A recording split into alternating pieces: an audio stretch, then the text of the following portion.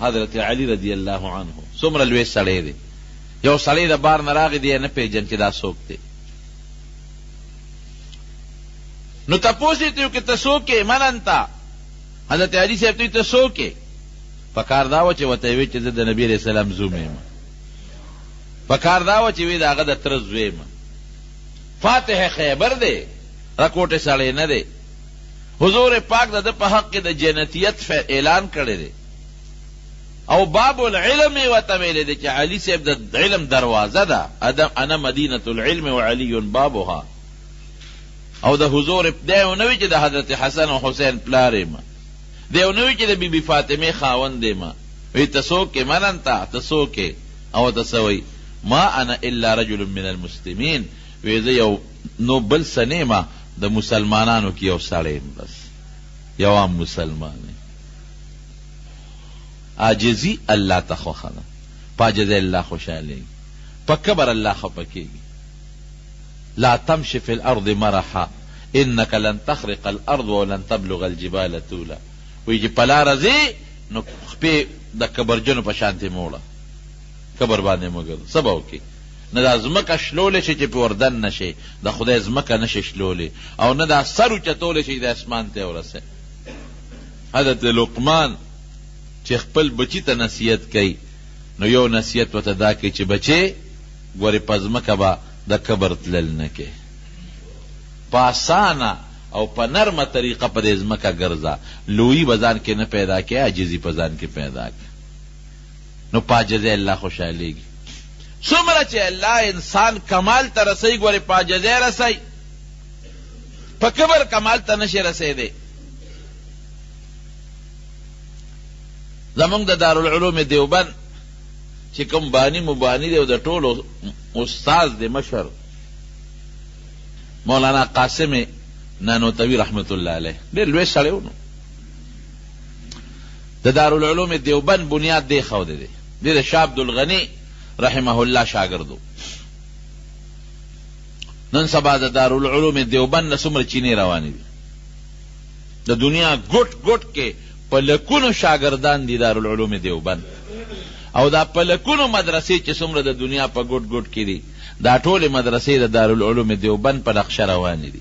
او ټولو کې دارالعلوم دیوبند شاګردان د شاګردانو شاګردان د شاګردانو شاګردان لګیاي درسونه کوي. د دې ټولو ثواب به مولانا قاسم نانوتوي رحمه الله ته رسېږي. لوی سړی قسم.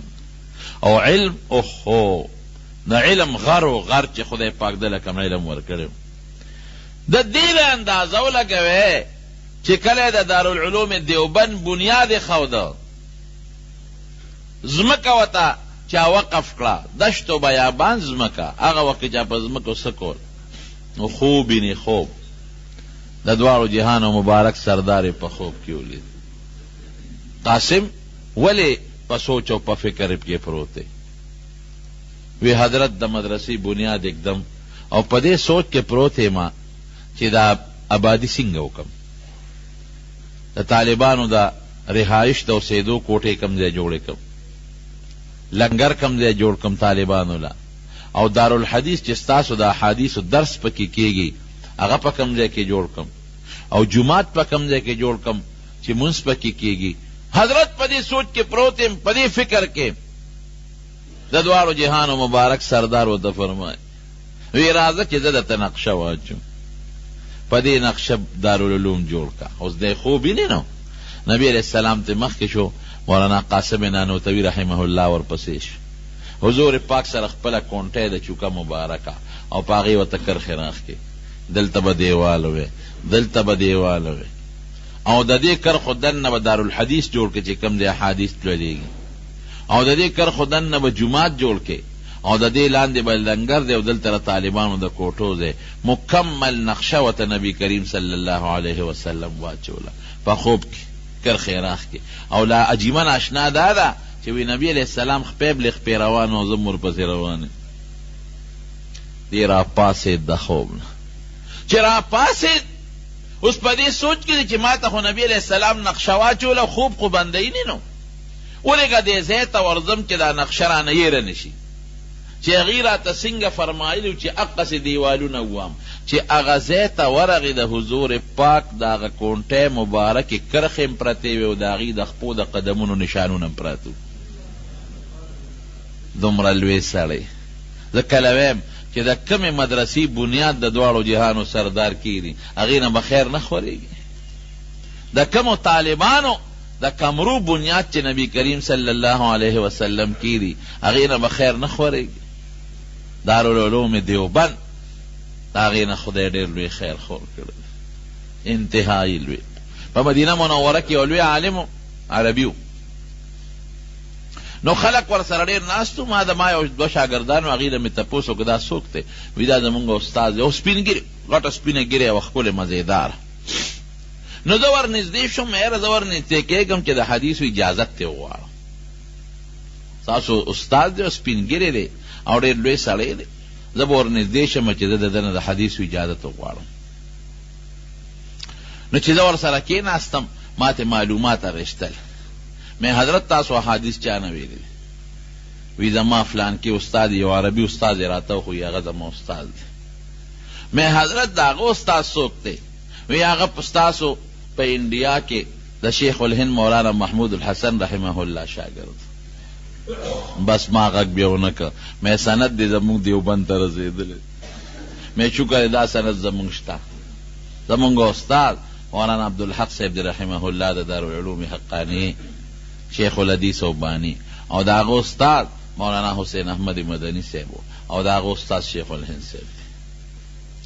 ما یې ګوره عربو کې لوی شیوخ دا د دارالعلوم دیوبند شاګردان دي په افغانستان کې، پاکستان کې، بنگلادیش کې، او دارنګې دا نور ملکونه چې څومره دي برما ده او که دا نور علاقې دي دا ټولو کې اکثریت د دارالعلوم دیوبند بچي دي. نن په دنیا کې ګوره څومره د دین کار چې کېږي.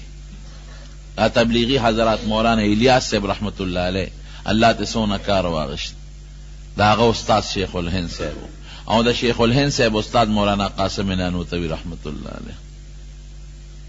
نو دومره لوی سړی دی، عجزي څونه ده، عجزۍ ته یې ګوره.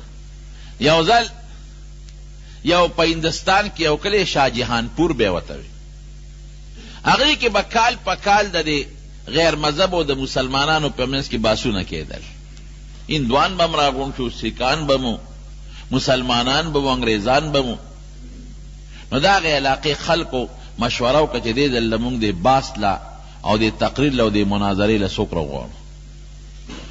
ټولو په دې فیصله وکړه چې مولانا قاسم نانوتوي رحمت الله علیه راغواړو. لوی سړی دی او لوی علم خدای ورکړی دی، دا مناظره به دې وکړي. نو مولانا قاسم نانوتوي رحمت الله علیه پسې د هغې علاقې عالمان رالل. وی صاحب سخ کال موږ هندوانو سیکانو سره د خپل اسلام په مطابق چې کم باس کوو او د اسلام هغه حقانیت ورته ښکاره کوو، نو د هغې دپاره موږ د ټولو علماو سته انتخاب کړی دی. نه به ته کې وی ورځ هم کومه مقرر کړې ده، وی په پلانکۍ میاشت کې پلانکۍ ورځ.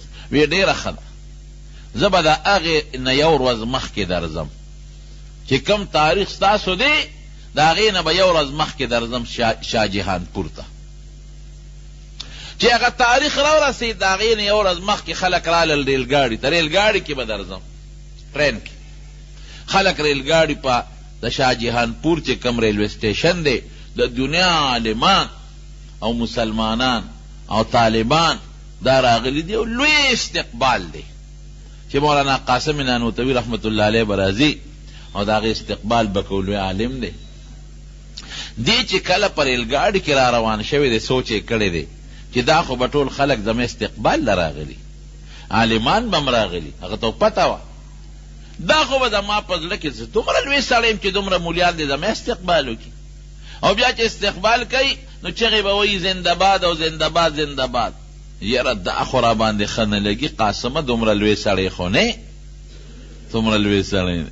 نو د هغې ریلوے سټیشن نه مخکې بل ریلوے سټیشن راته 15 کیلومیټره د هغې او د دې منځ کې فرق و. نو دی په هغه ریلوے سټیشن باندې کوشو، د هغې نه مخکې کوشو.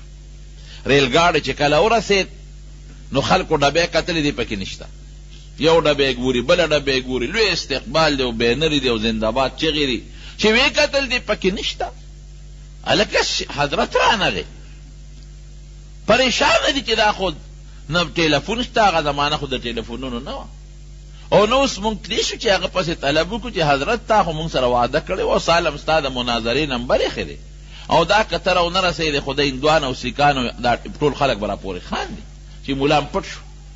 مولانا قاسم صاحب چې په هغه بل ریلوې سټیشن کو شوی دی نو پیاده را روان شوی دی چې دا خلک ستړي شي او دوی خپلو کورونو ته لاړ شي، نو چې کم مولا صاحب زه غوښتم نو زه به لاړ شم د هغه کور ته او بیټک ته به ور داخل شم چې نه ما ته څوک د زندهباد چغه ووایي، نه زما څوک استقبال وکړي چې زما په زړه کې هغه لویي پیدا نه کړي، دومره لوی سړی خو نه یم چې دا دنیا خلک دې زما استقبال کوي. نو لاره کې یو خوړ په خوړ پیاده مزل را روان دی، غریب خوړ کې چې راځي نه خوړ کې اوبه ډېرې وې، نو د پنسي اوچتې کړې وې، خو بیا هم دا پرتوب ته لون شو، کمیس یې اوچت که او پرتوب ته لون شو، نو د خوړ نه چې کله پورې وته نو اوس په دې سوچ کې دی چې دا پرتوب خو د مالان دی، د خټم شو لوندم شو، دا به انزل غواړي او دا به اوچولم غواړي، نو که دا خو انزل خو آسان دي، د اوبو کې به یې غوپه کم، خو که دا زه اوچولو ته انتظار کوم نو دا خو بیا د ما باندې شپه راځي او خلک مې هلته په تمه دی، غیب هم پریشانئ. نو دا چلی وکړه چې لنګ یې وواو او هغه خپل پرتوګ یې راواغېسته چې کم لوند او د خټو شوی هغه یې ووینځه او کونټه یې ورسره وه چې زه په لاره به دا پرتوګ په دې کونټه کې ورکمه او په دې اوږه د پاسه به اوچت ونیسم نو هوا به یې وی او نور به پرې لګي نو په دې به وچي. الله اکبر، فقیرانه شان دی. سړی کم سړی دی؟ د شیوخو د مفسرینو د محدثینو استاد، هغه سړی چې حضور پاک ورته نقشه اچوي، د علم لوی غر او لکه د ملنګانو غوندې هغه خپل پرتوګې په کونټه کې ورکه او کونټه یې په اوږه نیولې ده او نور ته یې نیولې ده او لنګ یې والې دی او غریب روان دی. خلک عالمان راغلي دي په ټیشن کې وګرځېدل، پیدا یې نه کړ، اوټلو کې ورپسې ګورې هسې نه اوټکېته مخکې راغلي بل ګاډي کې، په اوټلو کې نشته. مولانا قاسم نانوتوي رحمت الله علیه چې څنګه راغی نو ستړی و، یاره چې اوس ورځمه دا خلک به لا پوره نی خوارو، خامخا به لارو کې ولاړي، راشي هوټل ته لاړ شه، نو هغې کې به یو ګنټه به په یو کمره کې لږ ارام وکړي نو بیا به لاړ شو. نو چې هوټل ته څنګه ورغی، هوټل والا دې تپوس کو نوم دې څه دی؟ نو د خپل زوړ نوم خورشید حسن و، دا نوم یې بیا ځان ته بدل کړی دی، زوړ نوم یې خورشید حسن. نو هغه ته هغې ته یې وی زما خورشید حسن نوم دی او لږ ساعت دپاره یو کمره راله راکړې، په کمره کې یو بوټی خوب کوم ارام، دا جامې به مې موچي شي. نو هغې کې سم لاست مولیان ورپسې ګرځي، خلک خو خواره شو لاړل خپلو کورونو ته، خو چې کم مولیان دي هغې ګرځي ودرېږه د بسونو اډې ته لاړ شو چې ته بس کې نه راغلی، هلته هم نشته. یاره یو هوټل دی دې غاړه کې ودرېږې، هغې کې ګورو چې ته هغې ته نه ننوتې، چې هوټل ته ورل تپوس به هوټل کې کاو چې د مولانا قاسم نوم سړی خو څوک نشته هغې نه، چې هوټل ته ورلل هغه رجسټر یې کته یو نوم پکې راووت خورشید حسن. وی دا څوک دی؟ وی دا دې کمره کې یو بوډا سپینګیری راغلی دی او په دې کمره کې دی. وی شکل یې څنګه دی؟ وی نرۍ غوندې شکل یې د خامتا جامې لاندې لنګ والی دی او مولا غوندې معلومیږي، خو هندوانو. وی ودرېږئ ممکن ده چې همدا وی چې دروازې وټکوله مولانا قاسم صاحب پکې و. حضرت مونږ خو ستا لوی استقبال دپاره ولاړو په ټرین کې، په ریلوې سټیشن کې، او د علاقې ټول علما او عوام الناس او د هندوانو سیکانو سره مقابله و، نو مونږ خپل شان نن خاو چې دا به لوی شان کتاب مونږ بوزو. دا تاسو څنګه راغلی؟ وی دقې خبرې نه مې ځان پټ کړی ځکه هوټل کې کمره کې دی رہی. قاسم دومره لوی سړی نه دی چې تاسو د په لویه مجمع کې د هغه د زندهباد چغې ووهئ. قاسم دومره لوی سړی نه دی چې دومره لوی علما د هغې استقبال ته په لارو کوڅو کې ولاړ.